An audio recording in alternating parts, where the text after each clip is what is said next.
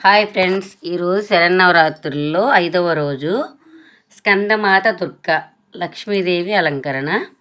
స్కందమాత దుర్గ నవదుర్గల్లో 5వ అమ్మవారైన స్కందమాత దుర్గాదేవి అవతారాల్లో 5వ అవతారం. కార్తికేయుని మరో పేరు స్కంద. స్కంద నుంచి ఈ అమ్మవారి పేరు వచ్చింది. నవరాత్రుల్లో 5వ రోజైన అశ్వయుజ శుద్ధ పంచమి నాడు ఈ అమ్మవారిని పూజిస్తారు.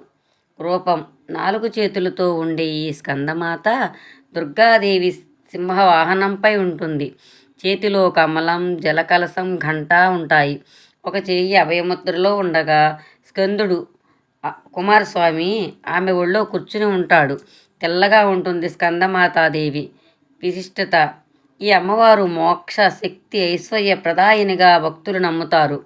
స్కందమాతను ఉపాసించేవారు నిరక్షరాస్యుడైన జ్ఞానం ప్రసాదిస్తుందని పురాణోక్తి. తనను పూజించే భక్తుల కోరికలన్నింటినీ తీర్చే అమ్మవారు. ఈమె నిస్వార్థ భక్తి చూపే వారికి జీవితంలో ఇహపర సుఖాలను ప్రసాదిస్తుంది అని జ్ఞానుల విశ్వాసం. ఈ అమ్మవారిని పూజించేటప్పుడు పూర్తిగా శరీరం, మనస్సు ఆమె మీదే లగ్నం చేయాలి. ఈ పురాణం చెబుతుంది. ఈ అమ్మవారిని పూజించినప్పుడు ఈమె ఒడిలో ఉన్న ఆమె కుమారుడు స్కందుడు కూడా భక్తుని చేత పూజింపబడతాడు. దాంతో ఆ భక్తుల ఇద్దరి ఆశీస్సులు భక్తునికి వస్తాయని భక్తుల నమ్మకం. ఈ అమ్మవారి ఉపాసకులు దైవశోభతో ప్రకాశిస్తారట. స్కందమాత దుర్గాదేవిని పూజిస్తే జీవితం చివరిలో తప్పకుండా మోక్షం లభిస్తుందని పురాణోక్తి.